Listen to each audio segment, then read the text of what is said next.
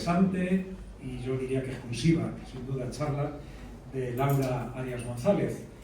Laura es licenciada en Biología por la Universidad de Alcalá de Henares en el año 2001 en la especialidad de Biología Celular y Molecular. Comienza una etapa profesional en el Hospital General Universitario de Albacete como coordinadora de ensayos clínicos del Servicio de Oncología Médica. Posteriormente abandona estos trabajos para realizar su proyecto de investigación predoctoral en el Laboratorio de Oncología Molecular de la Facultad de Medicina de Albacete. Culmina su tesis doctoral en el año 2012.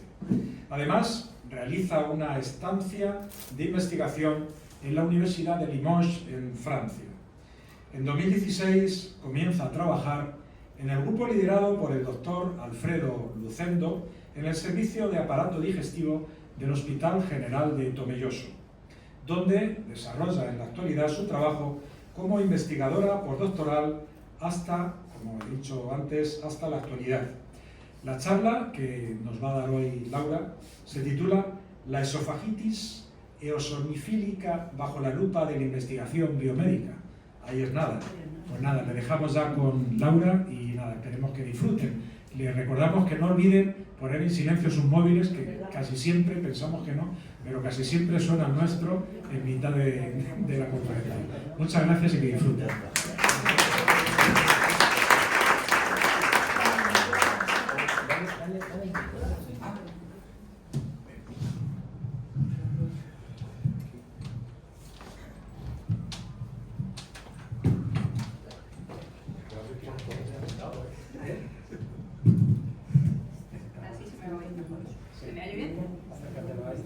¿Ahora? ¿Se oye?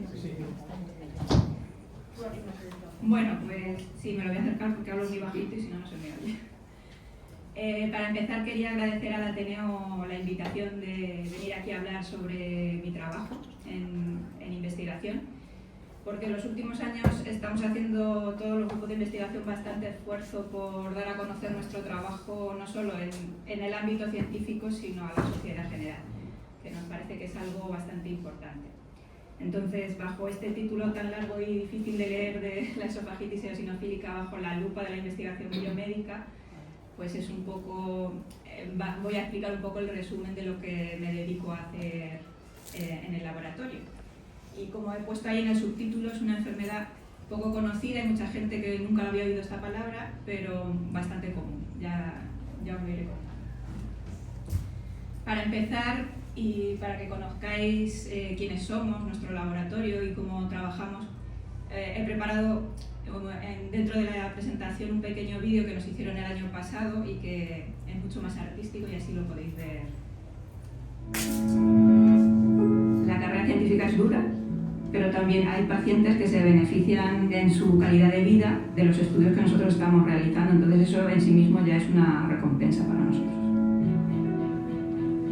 El grupo de investigación del Hospital de Tomelloso es un grupo de investigación que se centra en las enfermedades inmunológicas de la mucosa del sistema digestivo, principalmente la esofagitis eosinofílica, una enfermedad crónica del esófago que puede llevar a que se generen anillos fibróticos, fibrosis, esa inflamación sostenida, y lo que puede llevar es a que el esófago deje de funcionar correctamente y haya impactaciones alimentarias, entre otros síntomas. La verdad es que tenemos un potencial investigador grande en este sector y somos un grupo referente en Europa y también en el mundo. A nivel de colaboración también tenemos una amplia red, lo cual nos permite dar más relevancia a los trabajos que podemos liderar desde aquí, desde la unidad de investigación.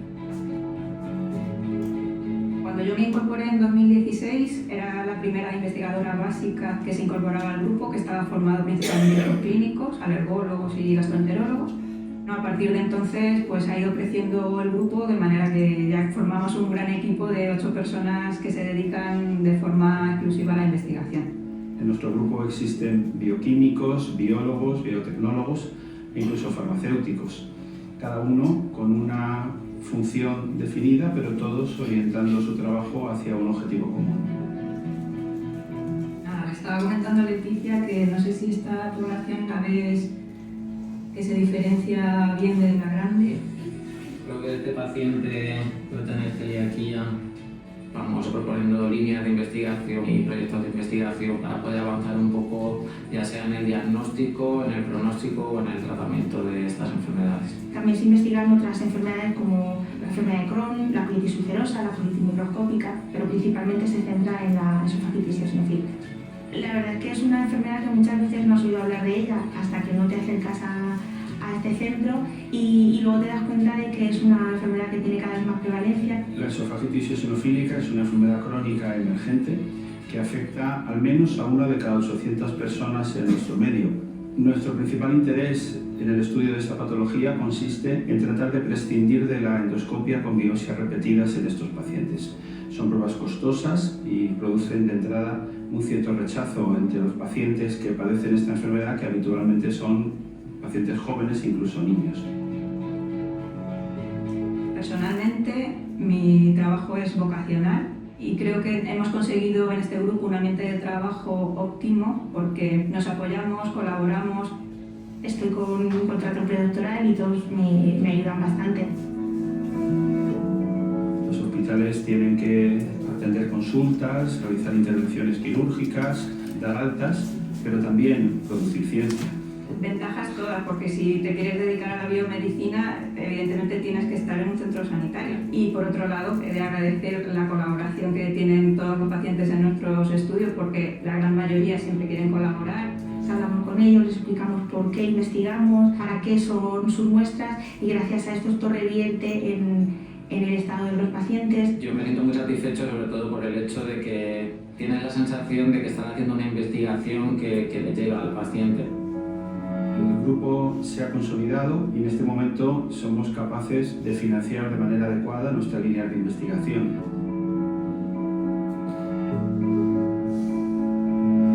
Todo el que conozca algún manchego sabe que somos personas bastante sinceras y honestas y yo creo que eso también se refleja en nuestro trabajo porque creo que tratamos de llevarlo también a la práctica diaria en investigación.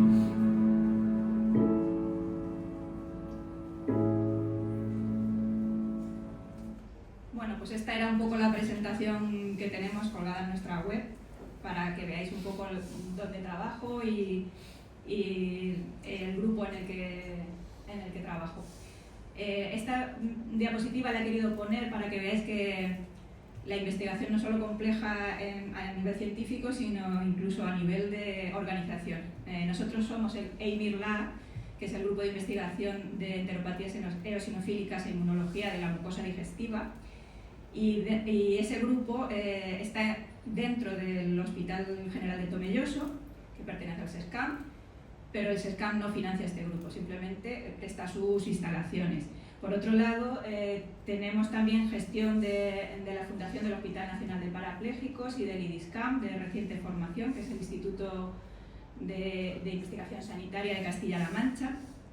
Y también pertenecemos a la Asociación de Investigación Biomédica La Mancha Centro y también estamos en la misma asociación con grupos del hospital de aquí, de La Mancha Centro. Y bueno, en general es una estructura y una organización bastante compleja. De todas estas logos que os he puesto aquí, ninguno financia la investigación en sí, a excepción del CIBE, que es el Centro de Investigación, el Consorcio de Investigación Biomédica en Red,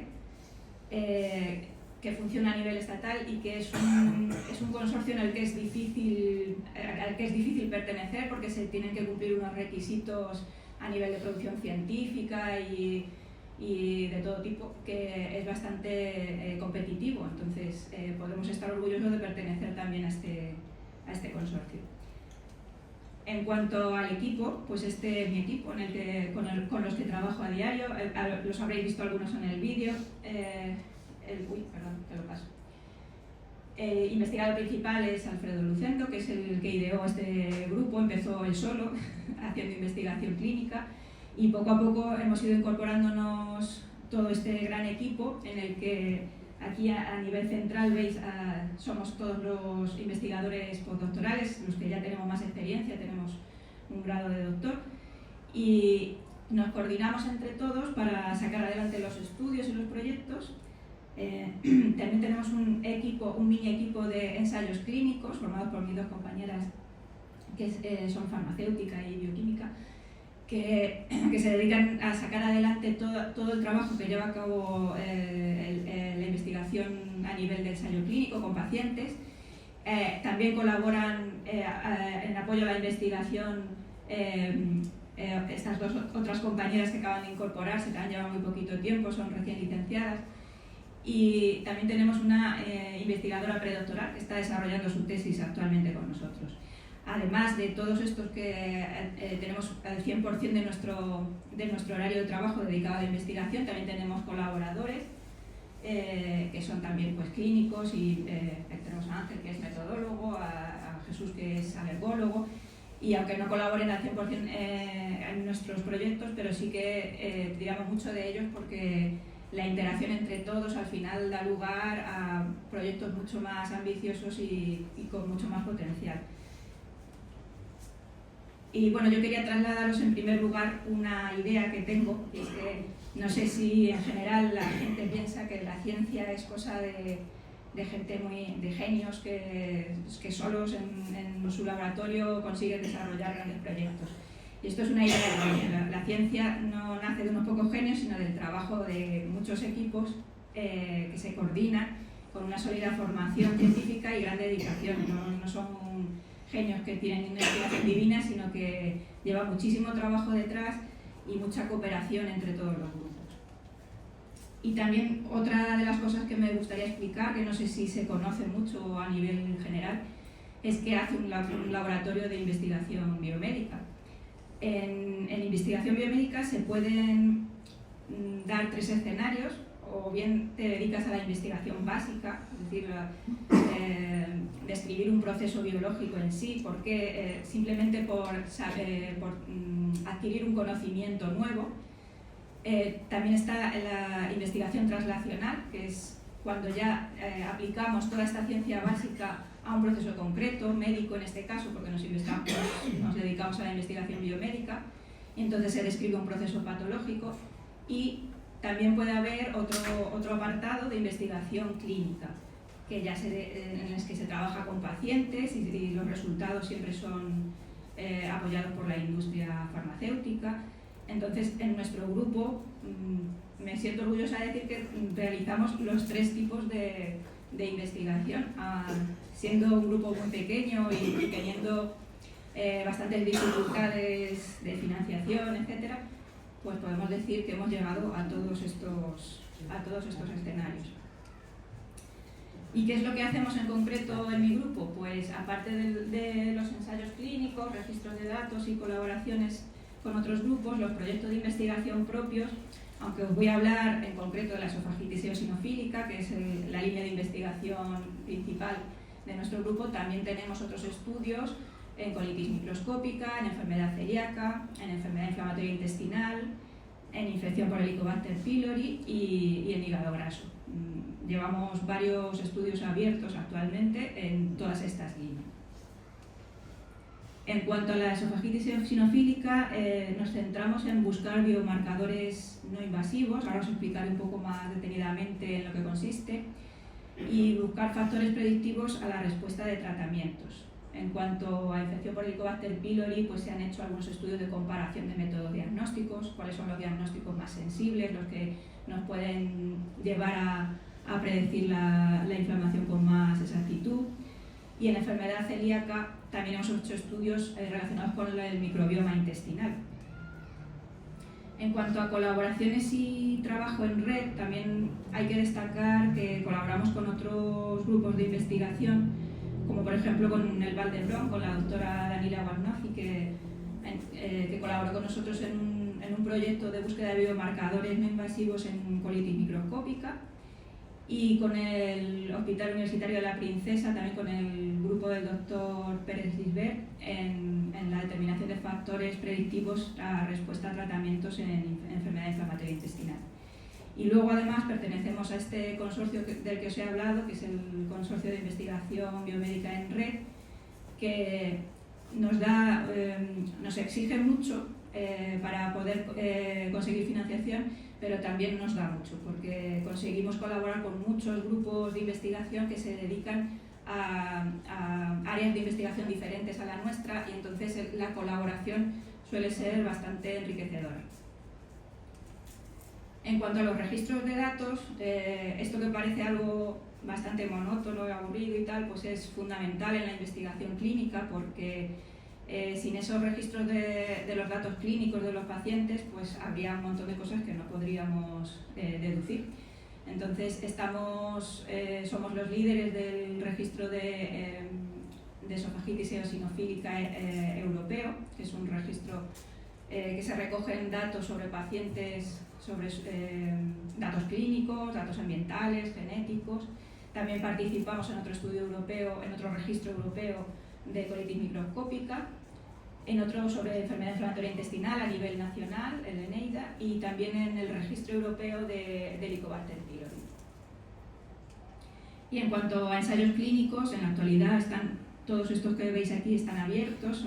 Hay 3 sobre esofagitis eosinofílica, otro de enfermedad inflamatoria intestinal y otros 2 de hígado graso. Pues enfocando un poco la lupa en la esofagitis eosinofílica, a lo mejor a lo largo de la charla le digo EOE porque es más fácil de pronunciar y más corto. No que salga ¿cómo se llama? Entonces, EOE es más fácil. Un poco para describir lo que es la patología, seguro que si hay por aquí gente que tiene algún familiar que la padece, pues ya sabe un poco de lo que va, pero bueno. En realidad la esofagitis eosinofílica es una inflamación del esófago. Es una inflamación provocada por una especie de alergia, principalmente a los alimentos, y se caracteriza por la presencia de cierto tipo de leucocitos dentro de la pared del esófago, que son los eosinófilos, por eso tiene ese nombre tan extraño, esofagitis eosinofílica. Y bueno, la única forma de determinar actualmente, de diagnosticar esta enfermedad, es mediante una endoscopia. La población a la que afecta principalmente es a niños y adultos jóvenes, aunque se dan casos de pacientes que debutan con más de 50 años, no es lo habitual. Y es más frecuente también en varones que en mujeres, y es muy común que estos pacientes tengan otras alergias concomitantes, es decir, que a la vez de tener la esofagitis pues pueden tener una dermatitis, una rinoconjuntivitis. Es muy común dentro de esta población. Los síntomas varían si hablamos de niños o si hablamos de adultos. En niños son síntomas más inespecíficos, son niños pues, que vomitan muchas veces, malos comedores, en general pues tienen dolor en el pecho. Entonces son síntomas que podrían ser muchas otras cosas. En adultos es más concreto, suelen presentar dificultad para tragar, que es lo que llamamos disfagia. Y esto puede llevar, a veces es simplemente una dificultad que pueden superar pues, bebiendo mucha agua o procurando comer ciertos alimentos con texturas más blandas y cosas por el estilo. Y otras veces conducen a una impactación alimentaria, el alimento se queda retenido en el esófago y incluso hay veces que requieren de intervención de endoscopia para poder quitarlo. Estos son los síntomas más habituales de la esofagitis. ¿Y cómo se realiza el diagnóstico de esofagitis eosinofílica? Principalmente lo primero es la sospecha clínica, es decir, si tienes un paciente que es varón, joven, que además tiene a lo mejor asma y presenta dificultad para tragar, pues ya son signos para sospechar que este paciente pueda tener la enfermedad. El siguiente paso sería realizarle una endoscopia. En la endoscopia va a haber una serie de hallazgos endoscópicos que se denominan, que nos pueden indicar que, bueno, con más certeza que este paciente presenta la enfermedad. Esos hallazgos son pues, que presentan, el esófago presenta surcos, presenta anillos fibrosos, edemas, toda una serie de signos que se pueden ver en la imagen del endoscopio, que ya nos llevan a tener pues, bastante seguridad en que el paciente tiene la enfermedad. Sin embargo, aun teniendo todos estos signos, un 15% de los pacientes siguen sin presentarlo. Entonces hay que recurrir a la toma de biopsias para hacer un análisis al microscopio. Cuando se hace ese análisis, el diagnóstico ya final es que en la pared del esófago aparecen más de 15 eosinófilos por campo de gran aumento del microscopio, y eso ya es lo que nos determina que el paciente tiene esofagitis eosinofílica. Una vez diagnosticada, los tratamientos hay varias posibilidades. Una es la dieta de eliminación de alimentos. La dieta de eliminación empírica consiste en quitar absolutamente de la dieta el alimento que produce la esofagitis, que produce la inflamación, y esto hay que mantenerlo de por vida, con lo cual muchos pacientes sí que al principio se animan a hacer la dieta, posteriormente se pierde la adherencia al tratamiento porque es complicado durante toda la vida mantener una dieta. En el caso de los pacientes que solo presentan alergia a un solo tipo de alimento, es más o menos sencillo hacerlo, pero hay pacientes que presentan esofagitis por hasta 6 tipos de alimentos, entonces en esos casos es muy complicado. Entonces se recurre a tratamiento farmacológico. Los tratamientos farmacológicos de primera línea van a ser los inhibidores de la bomba de protones, que todos conoceréis, el omeprazol y toda la familia del omeprazol, que ya son utilizados ampliamente en la población para tratar el reflujo gastroesofágico. Entonces se ha visto que en un 50% de los pacientes con esofagitis eosinofílica que toman IBPs, pues remite la enfermedad, pero lo que no se sabe es por qué. Y es otra de nuestras líneas de investigación. Otra posibilidad son los corticoides tópicos deglutidos, tipo budesonida, fluticasona, supongo que los habréis oído hablar.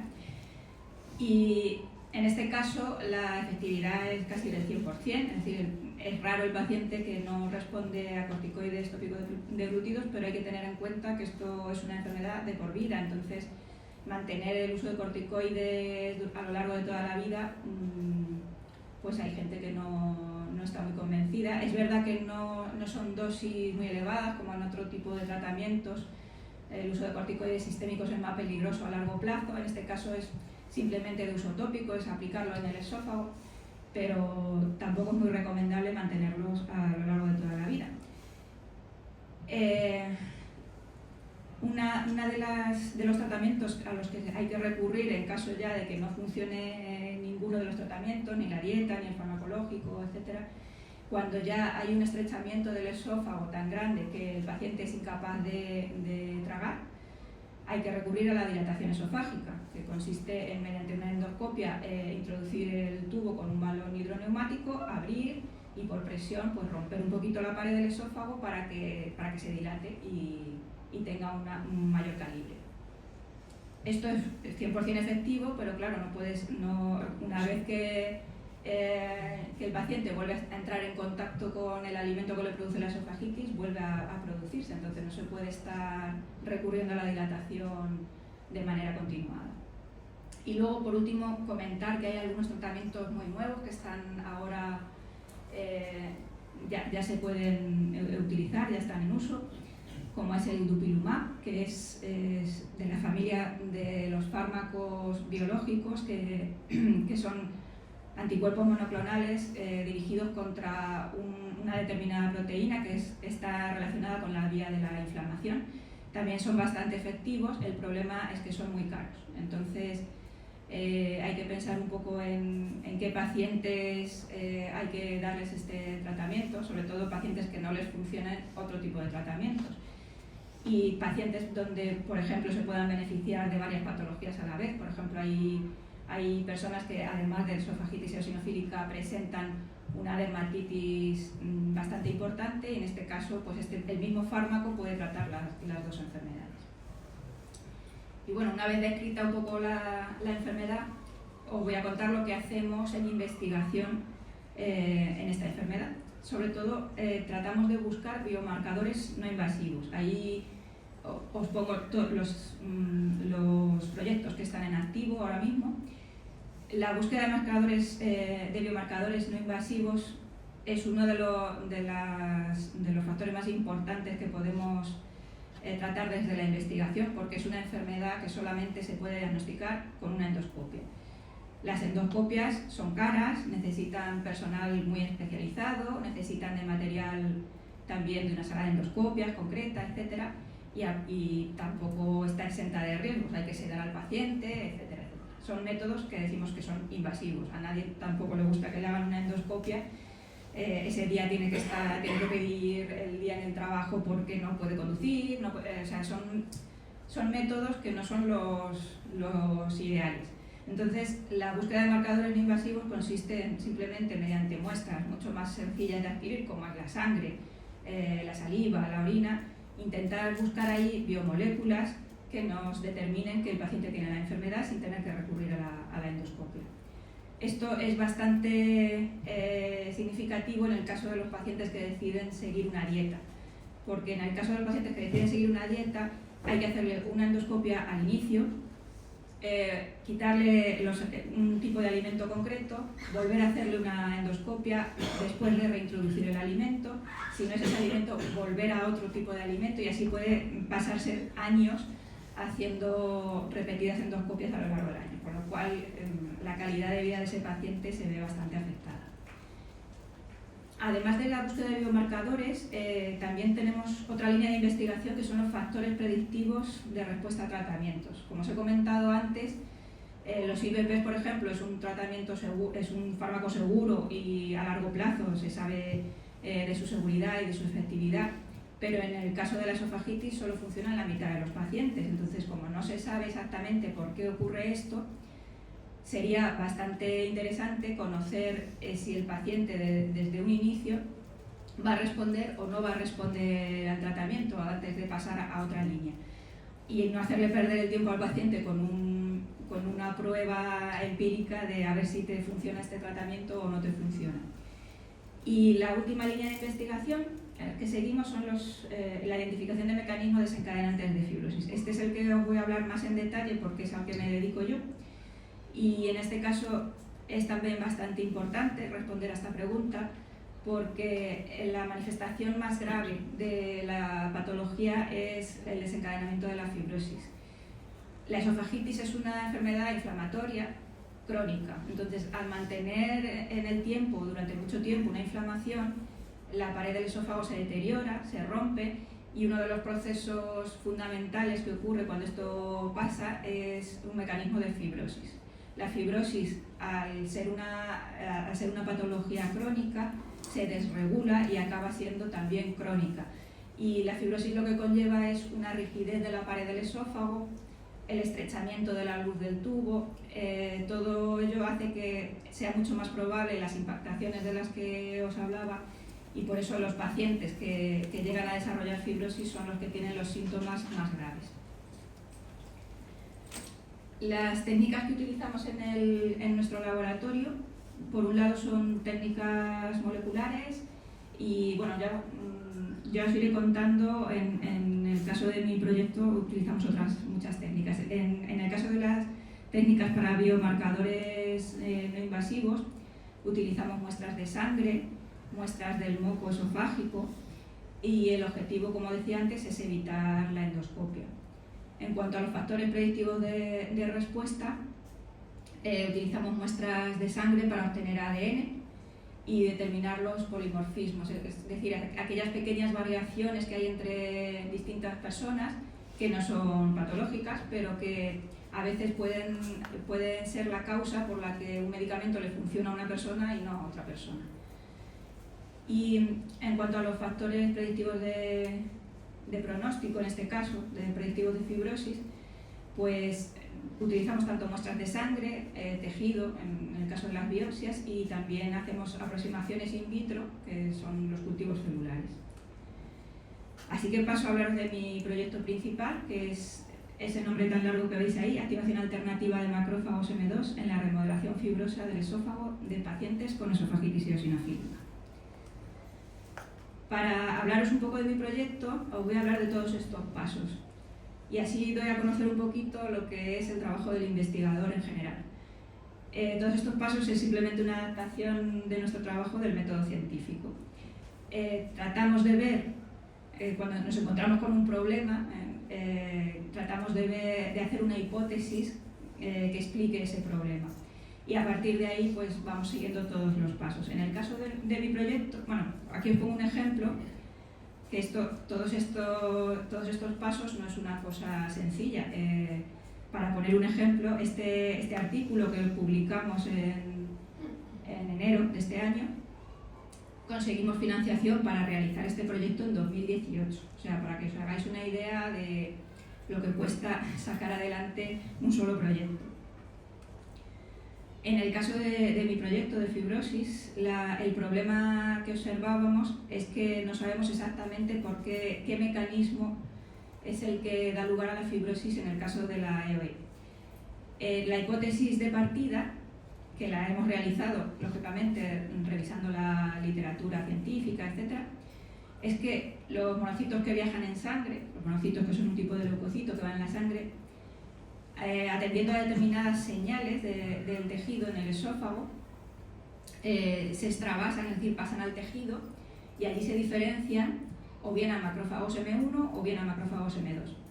Esos dos subtipos de macrófagos va a depender del contexto en el que se desarrolla la célula, es decir, si el microambiente es tipo inflamatorio se va a desarrollar un macrófago M1 y en este caso, que es lo que nosotros pensamos, es un contexto más bien profibrótico, entonces se desarrolla un macrófago M2.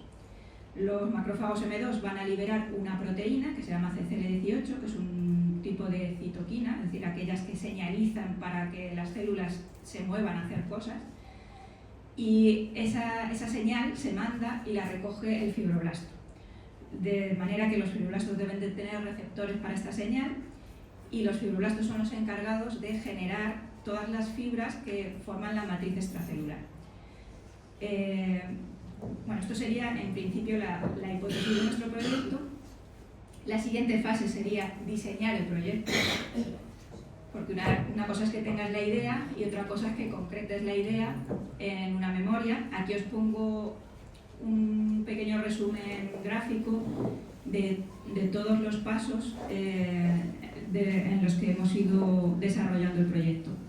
Explicar primero a nivel molecular por qué ese monocito llega a la zona de inflamación, qué señales determinan que ese monocito pase al tejido. En un segundo paso, demostrar que los macrófagos que encontramos en ese tejido son de tipo 2. Y en un tercer paso, ver que realmente a nivel histológico, en las biopsias que cogemos de pacientes, presentan el proceso de fibrosis. Y todo eso debe estar muy bien detallado y presentarlo, decir qué equipo lo va a realizar, en cuántos meses, qué pacientes vamos a pedir que colaboren con nosotros, cuántas muestras les vamos a tomar, describir el tipo de muestras, todo esto debe estar muy bien detallado. Entonces, nuestro proyecto se envió a una primera convocatoria de la Fundación de la Sociedad Española de Alergia en 2018. En este caso, no lo rechazaron. En 2022 volvimos a presentar el proyecto reformado a la Acción Estratégica de Salud del Carlos III y también nos lo rechazaron. Así que cambiamos la estrategia y decidimos presentar una primera parte del proyecto, un tercio, por así decirlo, del proyecto, a la Fundación Eurocaja Rural, que presentaba unas convocatorias con una financiación más modesta, pero en este caso conseguimos la financiación y pudimos empezar a realizar los primeros experimentos. Y por fin ya en 2024 lo presentamos el proyecto completo a una convocatoria regional del INNOCAM y también nos lo concedieron. Así que ahora mismo estamos más o menos como a la mitad del proyecto, estamos en pleno proceso de ejecución, que sería el siguiente paso. Es decir, realizar toda la serie de experimentos que tenemos que realizar para ver si realmente conseguimos demostrar nuestra hipótesis inicial, interpretar esos resultados que vamos obteniendo y a la vez vamos haciendo difusión a nivel científico, como presentando los pequeños resultados de cada paso del proyecto en congresos científicos. Y aquí os presento pues, algunos pósters que hemos presentado ya este primero fue en un congreso de IDISCAM, en Tomelloso, este se presentó en Congreso del Ciber en Vigo, y próximamente, pues el día 15, me voy a Valencia a presentar otra parte del proyecto, los resultados que hemos obtenido. Todo esto de la difusión funciona muy bien en el entorno científico. Lo que nos falta un poco es dar a conocerlo a la sociedad, que es por lo que estamos aquí hoy en esta charla, que yo espero que os guste. Y el siguiente paso, en el que todavía no estamos metidos, sería la redacción de un manuscrito con todas las conclusiones que hemos obtenido a nivel experimental y con toda la interpretación de los datos, y conseguir publicarlo. Eso también lleva bastante tiempo. En este proyecto en concreto, aparte de las técnicas moleculares que os he comentado en un principio, es un proyecto bastante ambicioso y lleva muchas partes, no solo a nivel molecular, sino también a nivel celular. En este caso, ahí me veis en la sala de cultivos. Ahí estoy trabajando, pues eso, una campana de esterilidad para trabajar con cultivos celulares. La foto que veis al lado son los fibroblastos de los que os hablaba. Y bueno, se trata un poco de reproducir in vitro lo que creemos que está pasando en el esófago del paciente. También utilizamos técnicas histológicas, es decir, a partir de las biopsias que le toman a los pacientes, les pedimos el consentimiento, por supuesto, para participar en el estudio. Si ellos dicen que sí, que quieren participar, pues una parte de esos cortes histológicos los utilizamos para investigación. En este caso, la foto que os presento a la izquierda, veis, esas pequeñas manchas marrones son las biopsias, son muy chiquititas, se meten dentro de parafina y se hacen cortes ultrafinos, se ponen sobre un cristal, y lo que veis a la derecha es una imagen ya con el tejido teñido. En azul se ven todas las células, y en marrón, que están ahí marcadas con flechas, la proteína que yo quería identificar, en concreto este es CD14, que lo que es, esa proteína es un marcador de los macrófagos M2 de los que os hablaba. Con todo esto, lo que quiero decir es que vamos haciendo aproximaciones experimentales que van desde lo más pequeño a lo más grande. Así, pues, empezamos desde toda la información genética que tenemos recogida en el ADN. De toda esa información, alguna se expresa y otra no, por eso tenemos que mirar a nivel de RNA qué es lo que se está expresando. De toda esa expresión se regula a veces positiva y a veces negativamente, y tendremos proteína. Y ya pasamos de la parte molecular a la parte celular, ya a nivel de células. Las células son de diferentes tipos dentro de un órgano y se organizan en tejidos. Tenemos que ver si todo esto se cumple también a nivel de tejido, si todas estas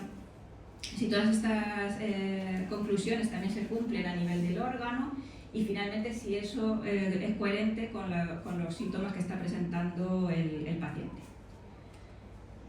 Así voy a pasar a contaros un poco los resultados que hemos obtenido. Espero que no sea demasiado técnico, intentaré decirlo con palabras lo más sencillo posible. Se trataba a nivel molecular de comparar cuando el paciente está con la enfermedad activa, coger biopsias, de esas biopsias extraer RNA y proteína, y ver si la proteína de nuestra hipótesis estaba aumentada o disminuida respecto del mismo paciente cuando ya está tratado y ya está con la enfermedad en remisión. Y lo que vimos es que fue un poco sorpresa, porque vimos que la proteína de nuestra hipótesis efectivamente variaba. Estos son sujetos control que no tienen la enfermedad. Todos estos puntos son el paciente cuando presenta la enfermedad activa, y todos estos puntos cuando ya se le ha tratado. Es decir, que veíamos que los pacientes con la enfermedad activa presentaban unos niveles de proteína CCL18 muy elevados, y que luego remitían cuando se le había tratado. Por lo tanto, tendría algo que ver con el proceso patológico. Y sin embargo, una molécula que está descrita en la literatura científica como muy relacionada con el proceso de fibrosis, que es el TGF-beta, en este caso no presentaba diferencias. Entonces esto nos llamó mucho la atención. Pensamos que en el caso de la esofagitis eosinofílica es posible que la fibrosis no se desencadene igual que en otros procesos fibróticos de otros órganos, y seguimos por este camino. Esto encaja dentro de nuestra hipótesis. La siguiente parte fue la comparación tisular. Era hacer más o menos lo mismo, coger muestras cuando el paciente tiene la enfermedad activa y cuando ya se ha tratado, pero en este caso mirábamos directamente en el tejido, en la biopsia. Y hacíamos una técnica que es la inmunistoquímica, que consiste en ver sobre los cortes de tejido si la proteína de estudio se expresa y dónde se expresa. En la fila de arriba lo que veis son los pacientes antes de ser tratados y en la fila de abajo los pacientes después de ser tratados. Y están pareados por el mismo tipo de paciente. Como veis, arriba hay mucha más tinción marrón. Eso quiere decir que nuestra proteína se expresaba mucho más en el epitelio esofágico que después de ser tratado, con lo cual encajaba dentro de nuestra hipótesis. El siguiente paso fue ver si esas células que nosotros decíamos que estaban presentes y que eran responsables de la fibrosis en esofagitis, podíamos verlas en la biopsia, en el tejido, mediante una técnica bastante sensible que es la citometría de flujo, que nos permite ver célula a célula lo que expresa cada una. En este punto nos encontramos con la primera dificultad técnica insuperable, y era que simplemente las pinzas de biopsia no están diseñadas para coger capas profundas del tejido, sino para coger solo la parte más superficial, porque es lo que se necesita para hacer el diagnóstico. Entonces, en este caso no podíamos utilizar las muestras de los pacientes porque no íbamos a llegar nunca a las capas de aquí, donde veis aquí lámina propia, que es donde se localizan los macrófagos. Y la alternativa, ante una dificultad técnica, tenemos que hacer un cambio de estrategia. La alternativa fue hacerlo in vitro, es decir, simular lo que está ocurriendo en el esófago del paciente, pero con células humanas esofágicas que crecen en un cultivo celular. Al hacer este cambio de estrategia nos encontramos con otra dificultad que es bastante común en experimentación, que es que los resultados no eran reproducibles. Es decir, que cada vez que haces el experimento obtienes resultados diferentes. Eso quiere decir que no tienes controladas las variables, con lo cual cambiamos de nuevo de estrategia y utilizamos otro tipo de cultivo celular, y en este caso obtuvimos resultados reproducibles, resultados sólidos, porque cada vez que hacíamos el experimento obteníamos los mismos datos.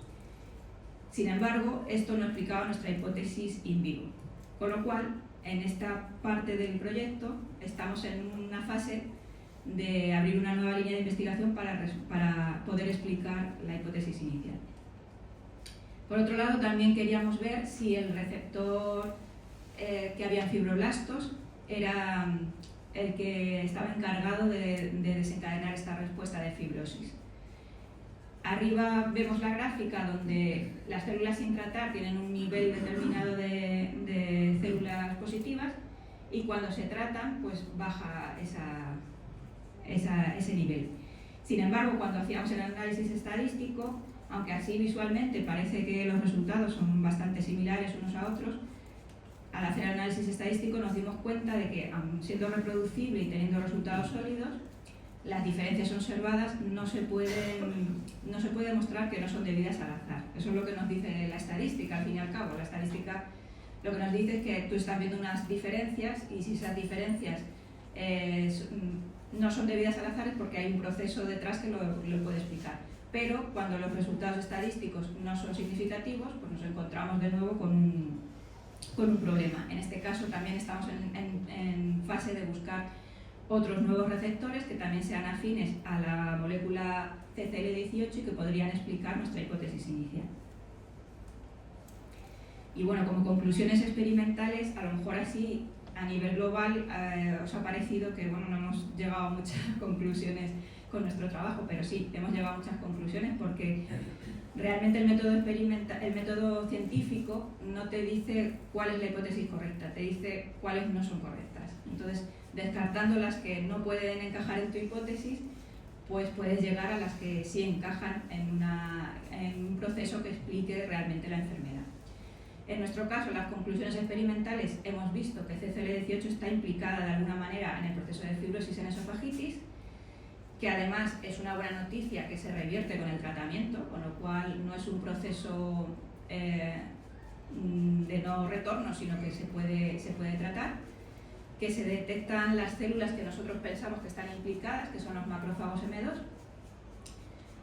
Es cierto que la biopsia no nos permite detectar estos macrófagos y por cuestiones éticas no se le cogen biopsias más profundas a los pacientes, y que la reproducción experimental en las condiciones celulares con los tratamientos con CCL18 no es suficiente para inducir este fenómeno, pero porque seguro que hay otras variables que no estamos controlando, y eso es lo que estamos ahora mismo en proceso de estudio.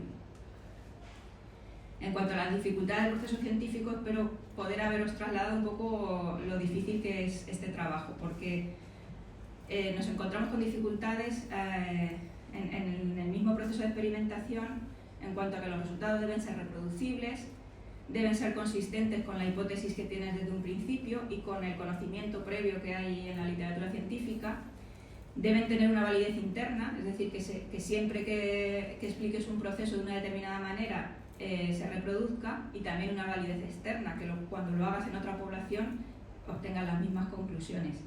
Debe haber una transparencia, que puedas explicar todo el proceso desde como se explicaba en esa diapositiva, desde lo más pequeño hasta lo más grande, se puede explicar a nivel molecular, pero también a nivel del órgano, y que los análisis estadísticos sean adecuados y potentes. Todos estos factores, he puesto aquí una frase que hacen de la investigación un proceso muy lento y muy complejo. Pero es bueno que sea así, porque esto nos permite hacer deducciones sólidas y hacer ciencia de una manera rigurosa. Y también os quería dar unas pinceladas sobre las dificultades de lo que es la profesión de investigador, así a nivel más social. Yo creo, esto es claro, es completamente mi opinión, no hay una estructura científica en nuestro país, no existe una estructura como en otros países que está recogida en la figura del investigador, hay escasos puestos de investigador y la carrera profesional es muy competitiva, y desde mi punto de vista eso es inadecuado, porque yo creo que la ciencia cooperativa da mejores resultados que la competitiva, pero actualmente, como hay tan pocos recursos, la competencia es muy grande, incluso entre personas dentro del mismo grupo, que es una cosa bastante peligrosa. Y las situaciones laborales son precarias. Hace poco nos contaba, no sé, alguien que vino al laboratorio nos decía, bueno, vosotros sois investigadores, vosotros ganáis mucho dinero, no sé, la gente tiene una idea muy equivocada de lo que es un investigador, y en nuestro país es incluso más precario que en otros sitios. No tenemos estabilidad laboral y los sueldos, a diferencia de lo que piensan algunas personas, son bastante bajos. La financiación es escasa a nivel estatal, y si vamos a nuestra región es todavía más escasa. Estamos en tercera posición por la cola de financiación de toda España en investigación. Y también existe un desconocimiento por parte de la sociedad en general de lo que son los logros científicos. Yo creo que esto es en parte porque la información no llega bien a la gente, por escasez de periodistas especializados o divulgadores científicos, pero también por culpa nuestra, porque tendríamos que hacer charlas de este tipo más a menudo para que llegue más a la población general qué es lo que estamos haciendo, cómo se hace, lo difícil que es hacerlo. Y bueno, yo espero que os haya gustado la charla y que os haya podido trasladar todos los resultados que hemos obtenido y nuestras dificultades en el empeño este. Muchas gracias.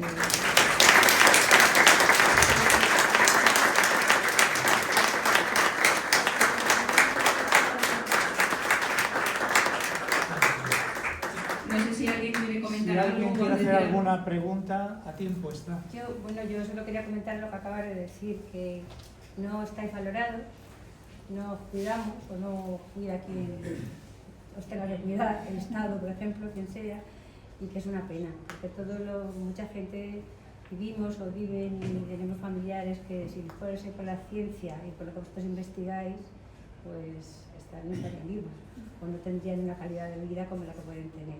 y nos creemos que las pastillitas están ahí en el frasco y que vienen por ahí del almacén.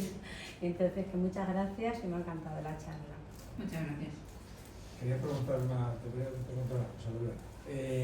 Cuando se hace una prueba, una endoscopia, lo que es una gastroscopia, ¿se puede llegar a diagnosticar en una gastroscopia la esofagitis eosinofílica o es necesario realizar una biopsia? Es decir, ¿puede haber un dictamen o un diagnóstico que pueda iniciar un tratamiento o es necesario realizar biopsia?